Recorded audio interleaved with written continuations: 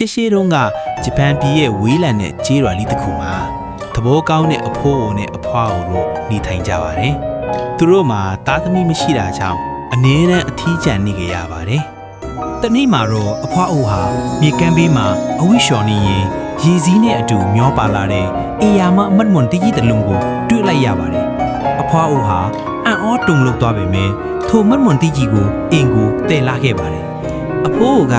ထိုမမွန်တီးကြီးကိုခွဲပို့ပြင်လိုက်တဲ့အချိန်မှာပဲမမွန်တီးဟာအလိုလိုကွဲရသွားပြီးအထဲကနေချစ်စရာကောင်းတဲ့ယောက်ျားလေးတွေကထွက်လာပါတယ်။သူတို့ဇနီးမောင်နှံဟာအလွန်ဝမ်းသာသွားပြီးမမွန်တီးကမွေးဖွားလာသူလို့အတိတ်ပဲရတဲ့မိုမိုတာရိုးလို့အမည်ပေးပြီးကျွေးမွေးပြုစုခဲ့ကြပါတယ်။မိုမိုတာရိုးဟာကြီးပြင်းလာတာနဲ့အမျှအားကိုးရတဲ့လူငယ်တွေရောက်ချလာပါတယ်။သူဟာအဖိုးကိုကူညီပြီးထင်းခွေတဲ့တိုင်းပညာကိုလေ့ကျင့်လေပြီးတော့ရွာကလူကြီးသူမတွေကိုလည်းအမြဲကူညီတတ်ပါတယ်။ဒါကြောင့်ရွာသားအားလုံးကသူ့ကိုချစ်ခင်ကြပါတယ်။ထို့အချိန်မှာရွာသူရွာသားတွေကိုဒုက္ခပေးနေတဲ့အိုနီဘီလူးတွေကိုနှိမ်နှင်းဖို့မိုမိုတာရိုကဆုံးဖြတ်လိုက်ပါတယ်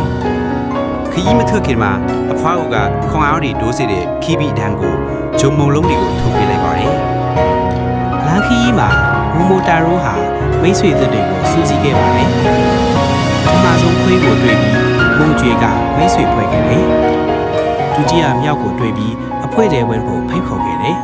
။နောက်ဆုံးမှာတော့ရွှေပြည်စိုးငတ်နဲ့တွေ့ဆုံပြီးသူတို့လေးဦးဟာအိုနီကာရှိမှာဘလူးကျွန်းစီကိုခီးဆက်ခဲ့ကြပါတော့တယ်။ဘီလူးကျွန်းကိုရောက်တဲ့အခါသူတို့အဖွဲ့ဟာညီညွတ်စွာနဲ့တိုက်ခိုက်ခဲ့ကြပါတယ်။ခွေ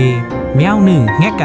မိုမိုတာရိုဘီလူးကိုတိုက်ခိုက်နိုင်အောင်ကူညီပေးတယ်။မိုမိုတာရိုကတော့ရဲရဲဝံ့ဝံ့နဲ့ရှေ့ကနေတိုက်ခိုက်လို့ဘီလူးတွေကိုအောင်မြင်စွာနှိမ်နင်းနိုင်ခဲ့ပါတယ်။နောက်ဆုံးမှာတော့ဘီလူးတွေဟာသူတို့ရဲ့အမားကိုပြီးပြီးအရှုံးပေးလိုက်ကြပါတယ်။မိုမိုတာရိုဟာဘီလူးစီကရတနာတွေကိုဘာသာရီစီပြန်ယူဆောင်လာခဲ့ပြီးအဖိုးအဖွားကိုတို့စီကိုအန်ဒီရဲ့ကင်းကင်းနဲ့ပြန်ရောက်လာပါတယ်။ရွာသူရွာသားတွေဟာမိုမိုတာရိုကိုတရေကောင်းတယောက်အဖြစ်တောင်းတောင်းဖျက်ဖျက်ကြိုးဆိုခဲ့ကြပြီးအားလုံးပျော်ရွှင်စွာနေထိုင်တော့ကြပါတော့တယ်။ဤပုံမြင်ရဲ့သင်ခန်းစာက